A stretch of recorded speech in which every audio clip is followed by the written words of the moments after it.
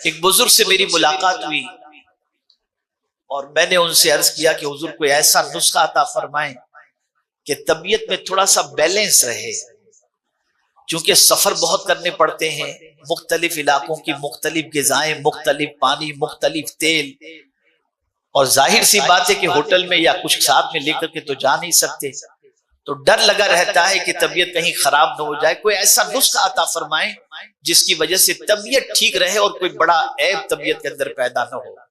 فرمایا بس مولانا ایک عمل کو جاری رکھیں اپنی زندگی میں۔ میں نے سوچا کہ تسبیح کے فضائل کے سلسلے میں کچھ قرآنی آیتیں آپ کی سماعتوں کے حوالے کروں تاکہ اللہ کی تسبیح قرآن مقدس میں اس کے فضائل کیا ہیں اسے جان کر آج سے ہم اس کے ورد کے عادی بن جائیں۔ حضرت یونس علیہ الصلاۃ والتسلیم 40 روز تک مچھلی کے پیٹ میں رہے۔ آپ مچھلی کا تصور کیجئے اور پھر اس پیٹ کی تاریکی کا تصور کیجئے، اس تاریکی سے کون سی چیز تھی اور اس تاریکی میں حضرت یونس علیہ السلام کا کون سا ورد تھا جس کی بنیاد پر رب قدیر جل جلالہ نے اس تاریکی سے حضرت یونس علیہ السلام کو نجات عطا فرمائی۔ تو قرآن کہتا ہے کہ حضرت یونس علیہ السلام نے مچھلی کے پیٹ میں یہ تسبیح، یہ آیت کریمہ لا الہ الا انت سبحانک انی کنت من الظالمین کی تلاوت فرمائی، تو اللہ نے مچھلی کے پیٹ سے آپ کو نجات عطا فرمائی۔ وہ کمال کی بات ہے کہ اس کے اندر رب نے اجابت کے سلسلے میں ارشاد فرمایا فاستجبنا لہ وَنَجَّيْنَاهُ مِنَ الْغَمِّ، حالانکہ تحلیل بھی اس کے اندر موجود ہے لا الہ الا انت، لیکن نجات کا سبب کس چیز کو بنایا؟ تو قرآن کہتا ہے فَلَوْلَا أَنَّهُ كَانَ مِنَ الْمُسَبِّحِينَ لَلَبِثَ فِي بَطْنِهِ إِلَى يَوْمِ يُبْعَثُونَ، اگر وہ تسبیح کرنے والے نہ ہوتے تو پروردگار فرماتا ہے کہ قیامت تک مچھلی کے پیٹ میں رہتے۔ تو یہ ہے لفظ سبحان کی برکت، اللہ کی تسبیح کی برکت۔ آقا کریم رؤوف الرحیم علیہ التحیۃ والتسلیم نے ارشاد فرمایا، جس کا مفہوم ہے جس مقصد کے لیے بھی اس آیت کریمہ کی تلاوت کی جائے اللہ اس مقصد میں اسے کامیابی عطا فرماتا ہے۔ انسان انسانوں کے درمیان رہتا ہے، کچھ تعریف کرنے والے ہوتے ہیں، کچھ حسد رکھنے والے ہوتے ہیں، کچھ اچھے کلمات کہنے والے ہوتے ہیں، کچھ دل دکھانے والے کلمات کہنے والے ہوتے ہیں۔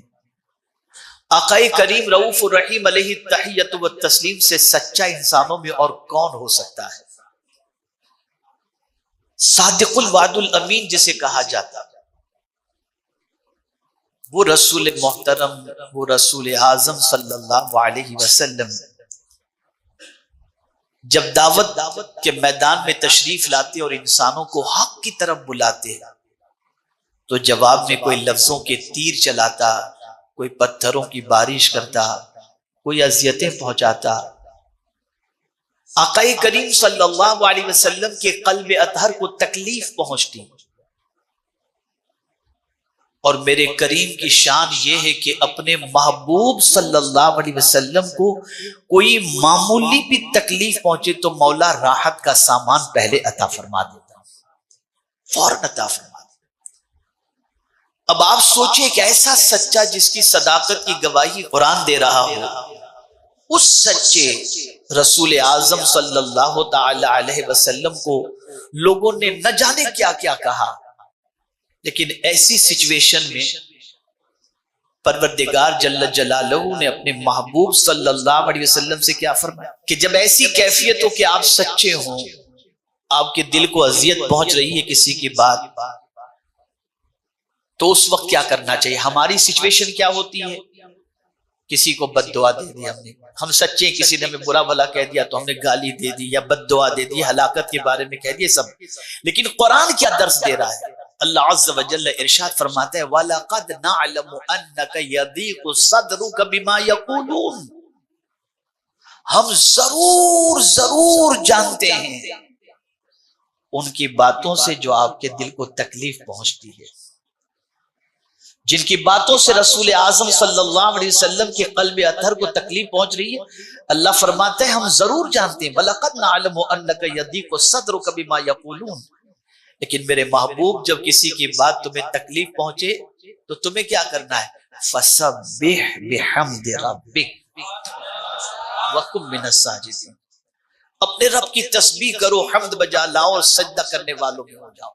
پتہ یہ چلا کہ یہ تسبیح اتنی عظیم دولت ہے کہ اگر تمہیں کسی کے جملے اذیت پہنچائیں تو تمہیں اس کو کچھ کہنے کی ضرورت نہیں، کہو گے تو تمہارا دل کا بوجھ ہلکا نہیں ہوگا، لیکن اگر تم اللہ کی تسبیح بیان کرو گے تمہارے دل کا غم دور ہو جائے گا. یہ تسبیح، کامیابی ملے، کامرانی ملے، ماننے والوں کی تعداد میں خوب اضافہ ہو جائے، فالوور پوری دنیا کے اندر آپ کے بڑھتے چلے جائیں، تو ایسے میں بھی کیا کرنا چاہیے؟ اس موقع کے حوالے سے بھی قرآن کہتا ہے اذا جاء نصر اللہ والفتح ورأيت الناس يدخلون في دين الله افواجا فسبح بحمد ربك. یہاں بھی رب قدیر جل جلالہ نے اللہ کی تسبیح کا حکم عطا فرمایا. میرے پیارے آقا صلی اللہ تعالی علیہ وسلم کے پیارے دیوانوں، اور پھر دنیا میں بلکہ کوئی چیز کائنات میں ایسی ہے ہی نہیں جو اللہ کی تسبیح نہ کرتی ہو. وَإِن مِّن شَيْءٍ إِلَّا يُسَبِّحُ بِحَمْدِهِ. میرے پیارے آقا صلی اللہ تعالی علیہ وسلم کے پیارے دیوانوں، اس لیے تسبیح کو اپنی زندگی میں لازم پکڑو. تسبیح سے یہ 100 دانے والی جو اس کا یہ مراد نہیں ہے، بلکہ تسبیح سے مراد سبحان اللہ کہنا ہے، سبحان اللہ کہنا ہے.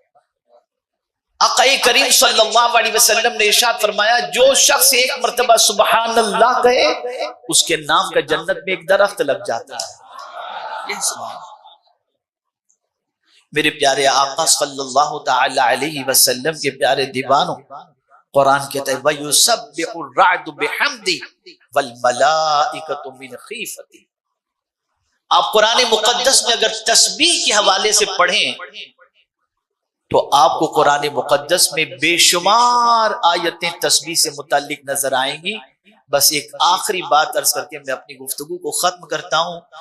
بیماریاں آج گھر کر چکی ہیں، اور کوئی گھر ایسا نہیں ہوگا جہاں کوئی شوگر، بلڈ پریشر، ہارٹ، یہ سب بیماریوں کے اندر گرفتار نہ ہو.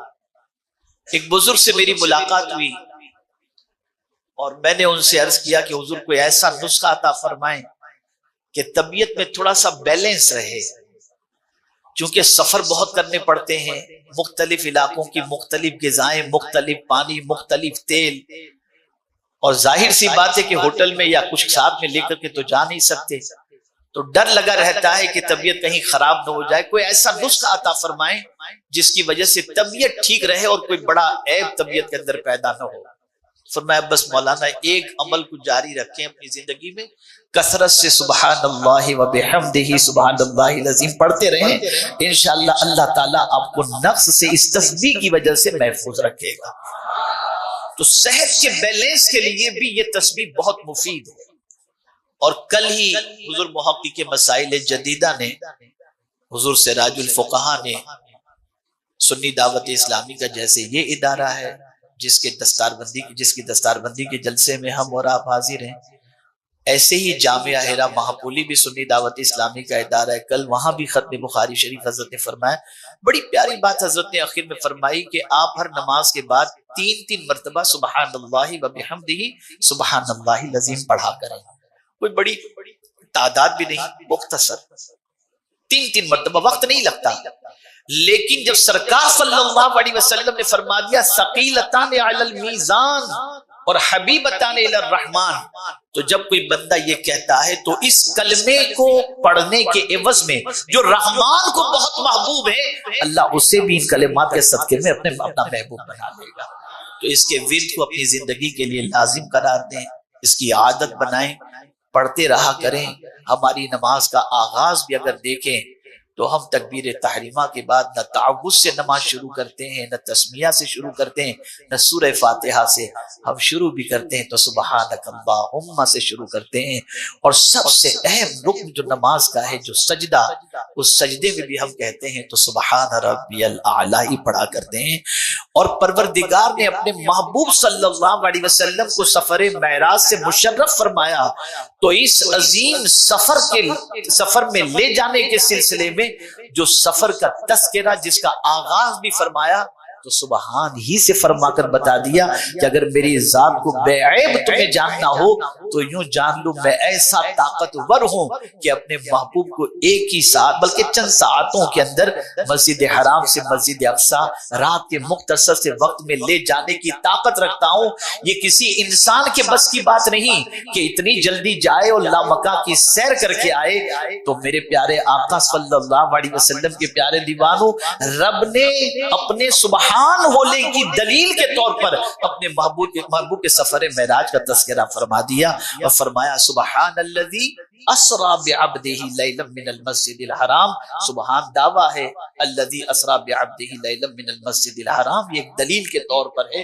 تو میرے رب کی ذات ہر نقص اور ہر کمی اور ہر کجی سے پاک ہے، اس کا ورد کثرت سے کرو، انشاءاللہ اس کی برکت سے اللہ دونوں جہاں میں ہمیں بھی کامیابی اور کامرانی عطا فرمائے گا۔